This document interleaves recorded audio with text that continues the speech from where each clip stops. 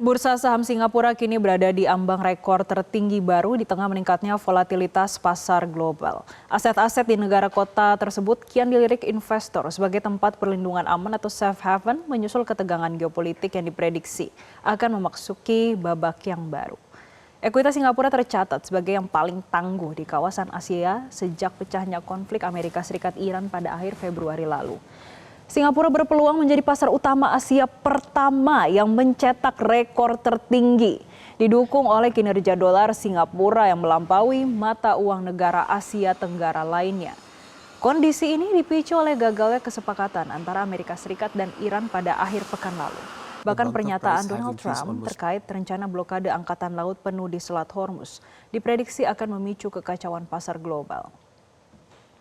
Ketangguhan bursa Singapura didorong oleh dua faktor utama. Pertama, program pengembangan pasar ekuitas atau EMDP yang diperkirakan akan menyuntikkan dana miliaran dolar. Kedua, komposisi indeks Straits Times atau STI yang didominasi saham dividen tinggi seperti DBS, OCBC yang mencakup lebih dari 40% bobot indeks. Hingga saat ini, indeks Straits Times masih cenderung stabil jika dibandingkan indeks MSCI Asia yang anjlok 4,9%. Secara keseluruhan, saham Asia masih butuh penguatan sekitar 5% untuk menutupi kerugian akibat konflik. Meski sempat tertinggal dari bursa Taiwan saat pengumuman gencatan senjata pekan ini, para analis tetap optimis pada kekuatan mata uang Singapura. Otoritas Moneter Singapura atau MAS diprediksi akan melakukan pengetatan kebijakan pada pertemuan Selasa 14 April 2026. Dan untuk membahas lebih lanjut terkait bursa saham Singapura yang mendekati rekor tertinggi baru di tengah meningkatnya volatilitas pasar global serta peluang Indonesia mengikuti jejak Singapura di tengah reformasi pasar saham Republik Indonesia yang tengah gencar dilakukan. Sudah bergabung bersama kami Bapak Reza Priyambada, Direktur PT Reliance Sekuritas Indonesia. Selamat pagi Pak Reza. Halo, selamat pagi Mbak Jessica. Selamat pagi Metro TV. Iya, Pak Reza, kalau kita melihat Ya, apa yang terjadi terkait dengan Straits Times yang mereka saat ini sudah melampaui atau sudah mendekati rekor baru tertinggi lainnya. Sebetulnya secara fundamental, apa yang menyebabkan Straits Times itu bisa menjadi aset ataupun safe haven di Asia saat ini? ya, baik, terima kasih Mbak Jessica. Ya, saya pikir kalau kita lihat dari apa yang terjadi di bursa saham Singapura ya, gitu. Ini kan tadi juga sempat disampaikan ya oleh Mbak Jessica bahwa kinerja dari saham-saham pendukung Straits Times itu yang tampaknya masih diminati oleh pelaku pasar ya. Terus kemudian juga kinerja dari saham-saham yang memberikan dividen yang cukup tinggi dinilai oleh pelaku pasar, dan juga mungkin adanya dukungan atau insentif dari pemerintah yang tampaknya juga memberikan sentimen positif. Itu artinya pelaku pasar pun juga memanfaatkan momentum tersebut untuk masuk ya, gitu. Nah, terus kemudian juga di sisi lain kalau kita lihat dari sisi gerakan nilai mata uang US apa namanya sorry pergerakan dolar Singapura yang cukup mengalami kenaikan, ini pun juga memberikan sentimen positif terhadap pergerakan saham-saham di bursa Straits Times Singapura ya, seperti itu. Pak Reza, tapi kalau kita melihat status dari safe haven di Singapura, sebetulnya kita akan melihat lebih detail lagi. Apakah disebabkan karena stabilitas politik di sana, atau justru karena portofolio emitennya yang didominasi sektor defensif dan juga dividen yang tinggi? Iya, kalau kami melihatnya kan kombinasi ya gitu. Jadi ketika bursa saham suatu negara itu belum stabil ya gitu, bahkan menunjukkan adanya apa namanya kenaikan. Nah, ini kan juga yang perlu kita lihat adalah pertama dari kondisi makroekonominya gitu. Nah, apakah kondisi makroekonominya ini cukup mendukung atau tidak ya gitu. Nah, kalau kita lihat dari apa namanya profil kondisi makroekonomi di Singapura ini kan cukup mendukung. Yang paling kalau kita lihat Singapura sebagai salah satu negara di ASEAN ini yang apa ya, sebagai hub perdagangan global kan gitu. Nah, ini pun juga cukup mendukung ya gitu. Nah, terus kemudian di sisi lain dari sentimen politik mereka yang ya boleh dikatakan cukup stabil juga ya gitu kan. selama ini kan kalau kita lihat tidak ada kondisi politik yang terlalu mengkhawatirkan ya, gitu. Ya, walaupun terjadi pergantian kepemimpinan dan sebagainya, tapi tampaknya semua berjalan normal gitu kan, itu tidak ada tidak ada ketegangan yang diperlihatkan ke publik ya, gitu, sehingga itu yang mungkin memberikan sentimen positif juga bagi penguatan bursa saham Singapura gitu. Nah, di sisi lain juga dari sisi kinerja emiten ya, tadi juga di awal sempat disampaikan juga itu juga cukup mendukung, sehingga pelaku pasar pun bisa jadi baik investor domestik mereka maupun investor global pun juga tertarik masuk ke bursa saham Singapura seperti itu. Pak Reza, kalau kita lihat juga sektor perbankan ini mendominasi Straits Times ya secara signifikan, tapi dengan posisi di Singapura sebagai safe haven. Apakah dengan dominasi sektor perbankan ini akan sustain?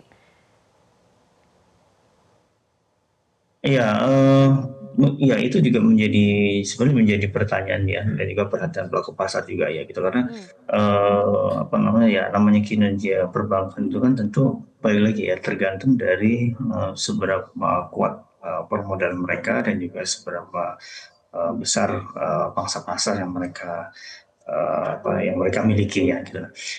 Kalau beberapa perbankan ya yang kita lihat ya, misalkan seperti DBS ya, terus kemudian ada UOB, kalau tidak salah ada CBC. Nah, itu kan tidak hanya di Singapura Mbak gitu, ada di Indonesia, kemudian ada di beberapa negara ASEAN lain gitu, bahkan di negara-negara lainnya pun juga ada kan. Dan keterkaitan antar bank yang satu dengan bank yang lain ini kan juga cukup erat ya gitu, sehingga ini yang mungkin memberikan positifnya kinerja mereka gitu. Nah, ini yang dilihat oleh pelaku pasar, kinerja perbankan mereka itu cukup stabil gitu, seperti itu. Pak Reza, tapi kalau kita melihat juga Ya, untuk SGD terjadi penguatan, apakah ini juga berdampak signifikan terhadap bursa di sana, Pak?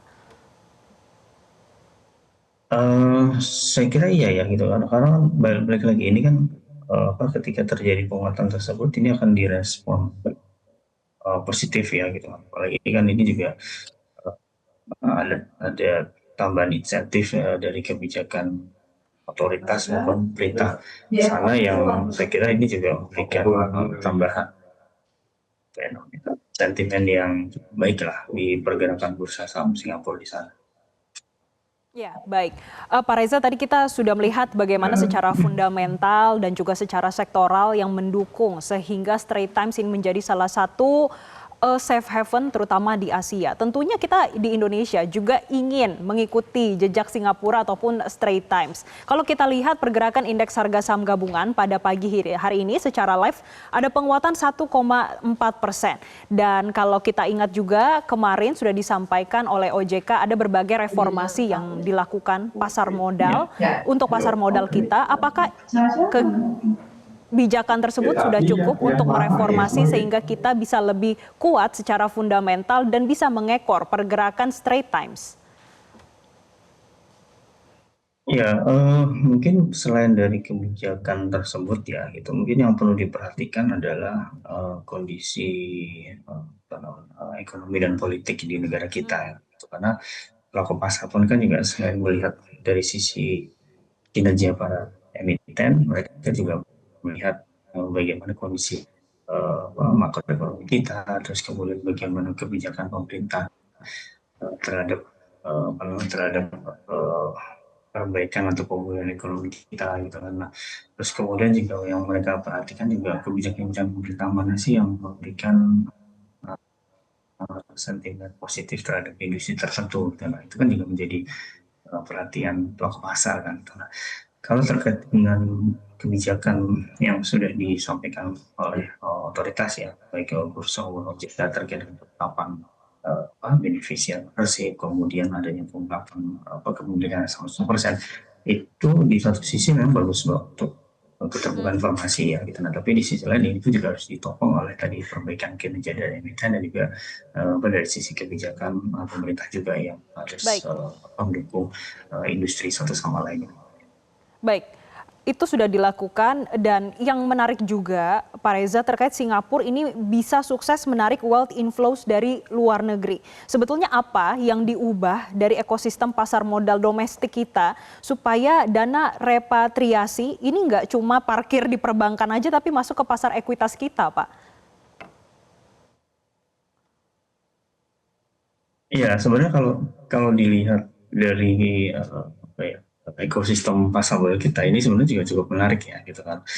Untuk apa, untuk bisa menarik dana-dana asing untuk masuk ke kita kan. Apalagi kalau kita lihat eh, perkembangan dinamika pasar modal kita yang cukup apa namanya, yang cukup masif ya, kemudian juga potensi pengembangan kinerja emiten juga yang cukup tinggi, ini juga seharusnya bisa memberikan eh, apa namanya, daya tarik tersendiri bagi investor asing. Nah sebenarnya eh, apa namanya, dari sisi kebijakan saya pikir untuk saat ini sudah cukup ya gitu, artinya kebijakan yang sudah disampaikan oleh bursa ini akan menjadi ya, akan berbagi investor asing, tinggal tadi apa, tinggal di sisi kinerja emiten ya, gitu. Oke, baik. Terima kasih Pak Reza Priyambada, Ya. Direktur PT Reliance Sekuritas Indonesia sudah bergabung bersama kami dalam Zona Bisnis Metro TV. Jelajahi cara baru mendapatkan informasi. Download Metro TV Extend sekarang.